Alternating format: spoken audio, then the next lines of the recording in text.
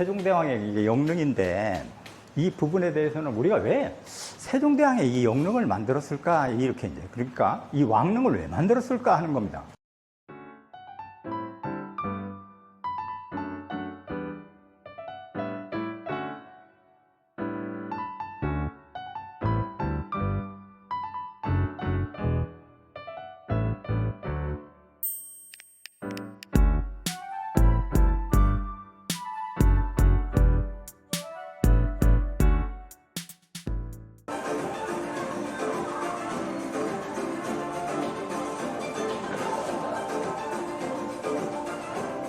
하고 해요.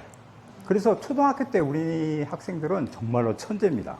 중학교 가면 점점 나빠져서 대학교 오면 머리를 때려보면 딱 소리가 나요.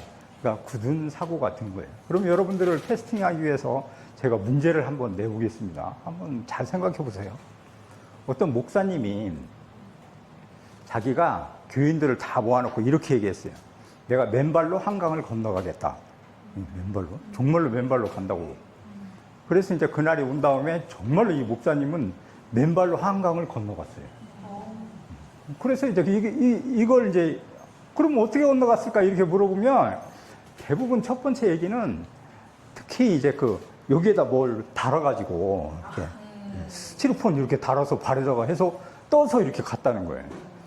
제일 황당한 얘기는 무협지를 과도하게 읽은 학생인데 이 무협지를 너무 많이 봤기 때문에 한강에 간 다음에 왼발을 띄고 그 발이 빠지기 전에 경신수를 써서 오른발을 이렇게 하고 샥샥 해서 건너갔다는 거예요.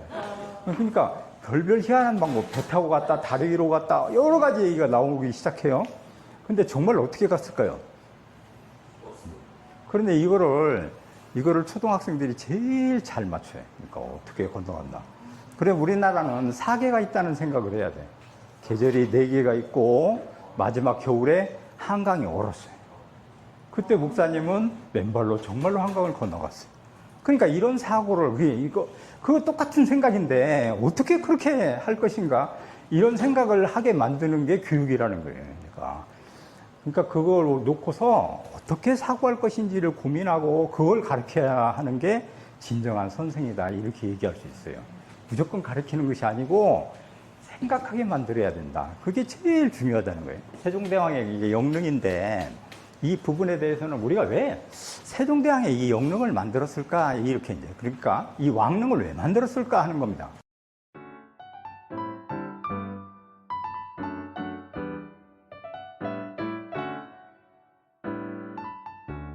그런데 이거는 생각해보면 고려시대와 조선시대가 패러다임을 달리하는데 그때 고려시대를 주로 이제 있었던 일들을 살펴보면 대개 김건희처럼 주술정치였어요. 주술정치. 그러니까 고려는 주술의 고려 초기에는 괜찮았는데 후기쯤에 오면 불교가 이제 타락을 해가지고 불교에서 이제 술을 팔고 고리 대금업을 하고 그 다음에 모든 사람들은 무당을 찾아가서 굿하지 않으면 안 되는 그런 시스템의 사회에 살았어요.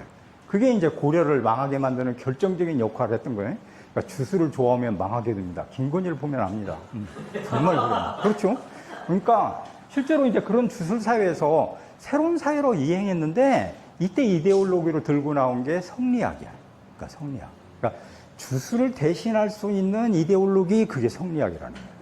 그럼 이제 성리학을 갖다가 보편화시키고 지배계층만 인식해서는 그게 아무런 효과가 없으니까 전반적으로 확대시키고 모든 사람들을 집중시키기 위한 슬기로운 장치를 개발해내는 게 조선 왕릉의 흉내라고 얘기할 수 있어요.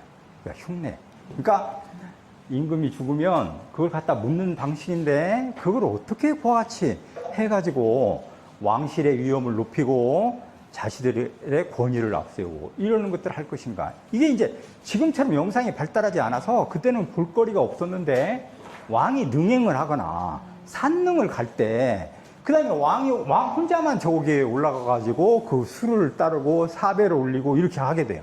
그러니까 그게 초점이 포커스가 왕한테 맞춰지는 거예요. 그래서 왕을부터 시작해가지고 신하와 백성과 천민으로 나눠지는 서열이 있는 사회다 하는 걸 갖다가 각인시키는 거예요. 그러니까 그게 바로 왕릉을 갖다 만들어서 조선의 왕실을 높이려고 했던 그런 사람들의 아주 그런 전략이었다. 이렇게 얘기해 볼 수 있다는 거예요. 그래서 이제 이걸 만들어 나가는데, 요거 중에 이제 제일, 그런데 이제 왕릉을 어떻게 만들었을까? 이렇게 묻는다면, 실제로는 궁궐의 축소판이에요. 자기가 살았던 데를 그대로 재현시켜 놓은 거예요. 그러니까 그대로 만들어 놨다는 거예요. 그래서 왕릉의 구성은 실제로는 궁궐의 축소판이었고, 저와 같은 방식으로 조선 왕릉을 조성해서 모든 사람들에게 집중시키는 그런 방식을 썼는데, 실질적으로 우리가 생각해 보면 왕이 죽은 다음에 그 다음에 왕이 되잖아요. 그럴 때가 제일 위험한 때. 그러니까 그때 이제 사회가 불안해지고 모든 문제가 발생할 수 있는데, 이런 장치를 갖다가 슬기롭게 했는데, 왕이 죽었기 때문에 정말 그 기간 동안에는 노래를 하거나 그 다음에 술을 먹거나 이것도 금지돼요.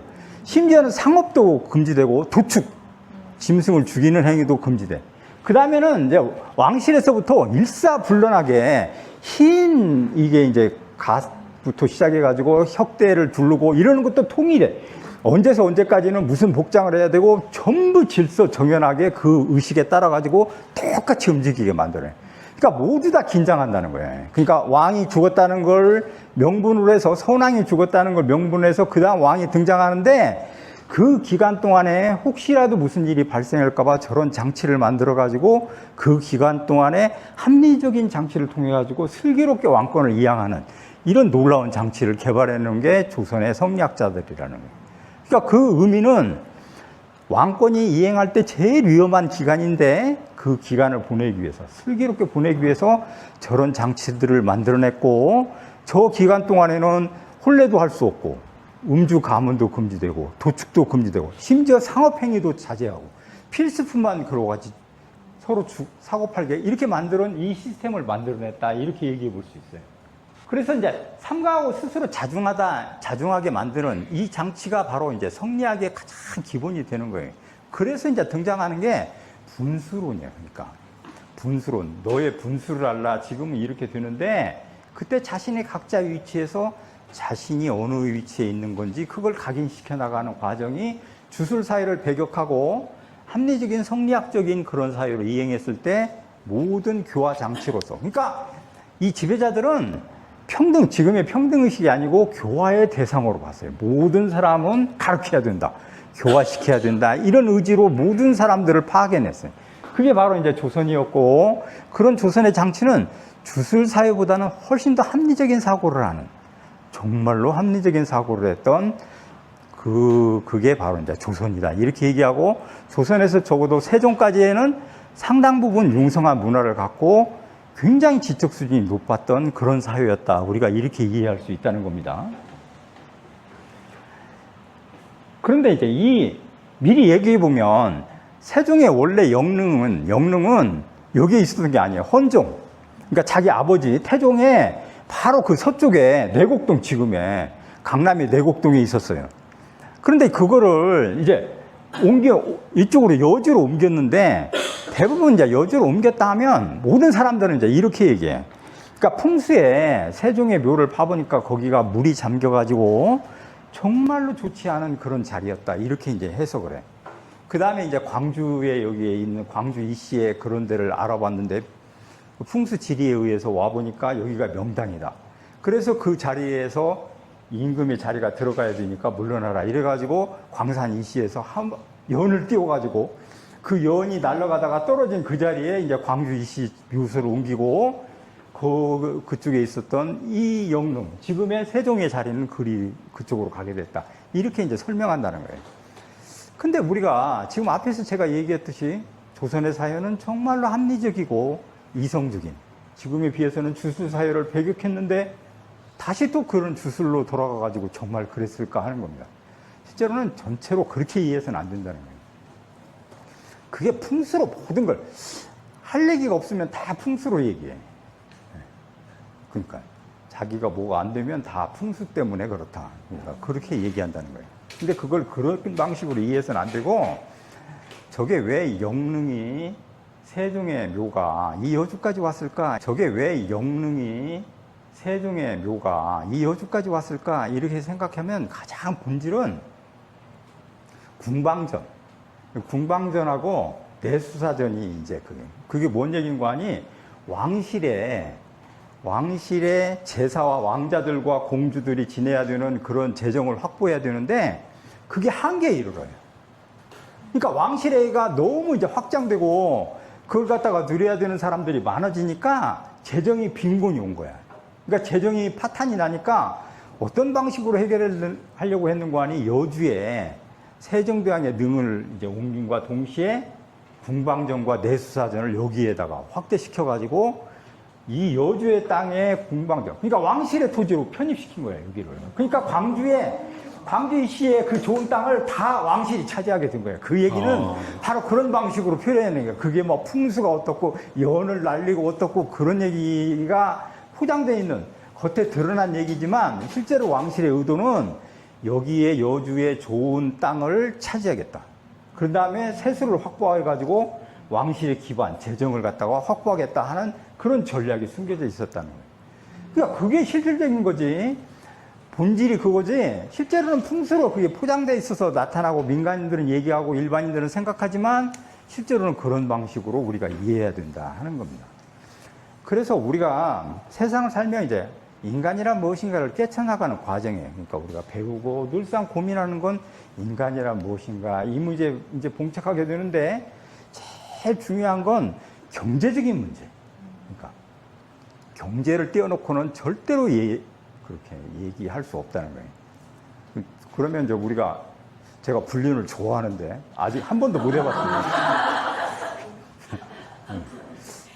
이게 생각으로는 되는데 이게 실행이 안 되더군요. 그게 왜 그런가 분석해 봤어요. 첫 번째 요인이 이 몽타주가 험악하다는 거예요. 정말 이 몽타주 갖고 안 돼. 어필이 안 돼. 그래서 이제 그 깨달은 건데, 그래서 불륜을 못 해봤는데, 그러면 이제 불륜 문제를 갖고 잠깐 얘기해 보면, 불륜을 엄청 많이 했어요. 근데 왜 헤어지지 않았을까요? 왜 이혼하지 않았을까요?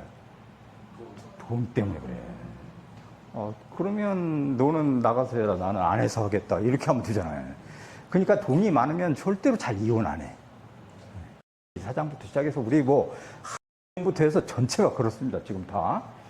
그러니까 실제로 인간관계에서 제가 하고자 하는 얘기는 경제적인 문제를 항상 생각해야 되고 가르칠 때도 학생들한테 경제적인 효용성과 인간관계에 왜 헤어지고 만나고 서로 공감하고 소통이 안 되는지 경제로 설명해낼 수 있어야 된다 하는 게 정말로 중요하다는 겁니다.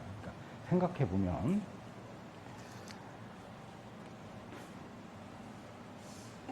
그래서 이제 그 영능을 우리가 해보여 보면